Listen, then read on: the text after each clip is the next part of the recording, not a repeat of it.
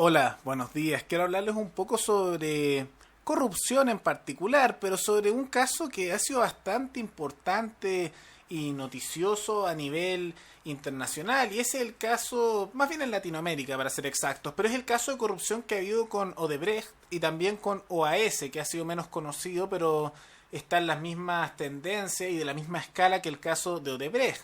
¿Y por qué digo esto? Porque acaba de hablar en Brasil un ex ejecutivo que también era abogado de la empresa multinacional OAS, que acaba de confesar a cambio de ciertos beneficios carcelarios y penas más bajas, que son estos mecanismos que tiene la ley para hacer que confiesen personas que están metidos en estos hechos ilícitos, y de esa manera se les disminuye la pena o tienen ciertos beneficios, o a veces ni siquiera se les juzga.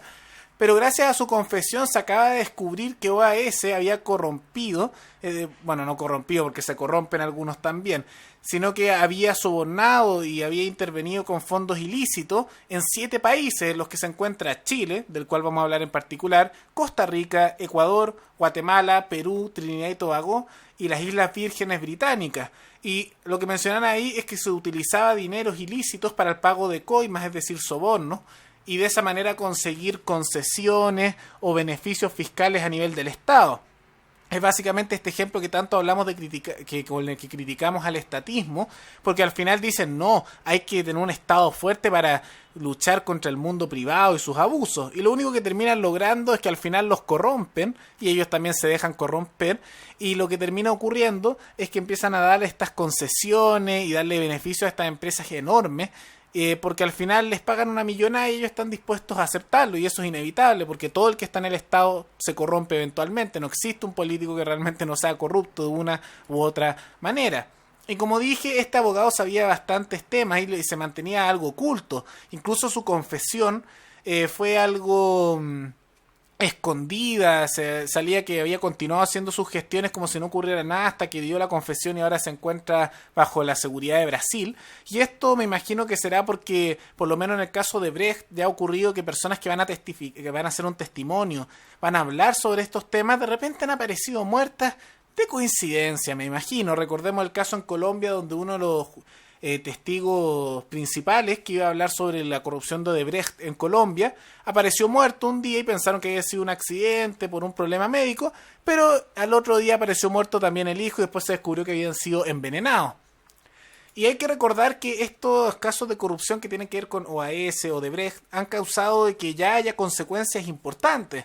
Uno de estos ejemplos es el de Brasil, donde Lula da Silva, no fue la única razón por la cual se le condenó, pero la influencia de OAS y Odebrecht por casos de corrupción y sus tratos ilícitos con estas compañías, generaron que finalmente se le condenara a la cárcel, por la cual va a estar más de una década. También hay que recordar los enormes casos de corrupción que ha habido en Ecuador, con sobornos para conseguir concesiones y beneficios fiscales, lo que veníamos hablando. No olvidar también los casos de corrupción con expresidentes del Perú, donde también ha habido corrupción. ¿Para qué? Para que se les den concesiones, se les den beneficios fiscales y básicamente también a veces saquen legislaciones, como ocurrió en distintos países, en que se ponen leyes laborales más altas o impuestos más altos que terminan matando a la competencia de estas compañías enormes. Pero quiero hablar con mayor detalle principalmente de Chile, porque es mi país, y quiero ver ahí la corrupción que ya sabemos que está y la posible corrupción que podría descubrirse a futuro. Por un lado tenemos con el caso de OAS, que ya tenemos confirmado que Marco Enríquez Ominami, el eterno candidato de la izquierda, que él ya ha sido pagado por OAS. Recordemos que se le condenó, pero al final simplemente tuvo que hacer firmas mensuales por los casos de pagos indebidos que recibió de OAS y también el uso de fondos fiscales de manera indebida. Recordemos el uso del JET, que también estaba pagado por OAS. No solo eso, sino que ya sabemos y está confirmado que ya han prescrito estos delitos y no se puede hacer nada, que OAS estuvo metido en el financiamiento de la campaña de Frei. También estuvo metido en el financiamiento de la campaña de nuestra expresidente y actual miembro de las Naciones Unidas, Michelle Bachelet, la alta comisionada de derechos humanos, que ella también su campaña estuvo pagada por OAS. Y es muy interesante que justamente la gran parte de los políticos de la izquierda, de la concertación y después de la nueva mayoría, hayan tenido relaciones con OAS, porque justamente después durante estos gobiernos se les dieron una cantidad enorme de concesiones para esta compañía OAS. Una de estas, por ejemplo, es el puente Chacao, que ha tenido ciertos problemas aquí para su término. Pero también se le dio para puertos, para distintos temas de infraestructura, y fue básicamente, me imagino, una coincidencia que justo les dieron plata para sus campañas, y después hay gente que confiesa aquí, ex ejecutivos, de que usaban dinero para sobornar a políticos, funcionarios públicos, conseguir beneficios, y después acá en Chile les dieron estas concesiones. Pero me imagino que será una coincidencia, esto no tiene nada que ver con casos de corrupción, me imagino. Porque hemos visto como nuestros políticos dicen que corrupción. No, si Chile no es un país tan corrupto. Recordemos cuando José Antonio Kast dijo que había casos de corrupción que no se habían investigado aquí en Chile y que él atacaba principalmente a Bachelet, que probablemente está metida con casos de corrupción, y apareció toda la izquierda diciendo ¿cómo puedes decir eso? Por favor. Y apareció Bópoli también y la derecha tradicional diciendo no, si en Chile ¿qué? Uno está diciendo esos populistas muy peligrosos, y aquí no hay corrupción, acá no tenemos casos de corrupción. No investiguen nada, por supuesto, no miren nada, porque no van a encontrar nada. ¿Para qué van a investigar? Si no hay nada que investigar, no miren. Básicamente esa es la postura de la política chilena. Nadie quiere investigar y me da la impresión porque están todos metidos, mojados con este tema de la corrupción de estas empresas.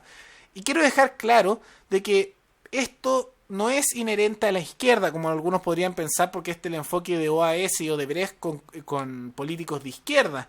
Porque recordemos que también ha habido numerosos casos de la derecha tradicional y de la derecha en general que ha tenido casos de corrupción, de sobornos, el uso de concesiones, y les digo que esto es inevitable, porque cuando la gente dice todos los políticos son iguales, tienen cierta razón en eso, porque todos son estatistas, en gran parte son socialdemócratas, pero incluso si no lo son, es la naturaleza del Estado con esta concentración de poder, con falta de transparencia y con dinero que llega constantemente, porque no importa lo bien o mal que lo hagan, nuestros impuestos van a seguir llegando. Que haya estos casos de corrupción es inevitable y en consecuencia no deberían sorprenderse sobre estos casos. Ahora, tienen que indignarse, hay que exigir los cambios para un Estado más pequeño y con menos control de los políticos, el menor posible, idealmente que desaparezca, pero tienen que entender que mientras exista el Estado la corrupción es inevitable, porque todos los políticos son corruptos, todos.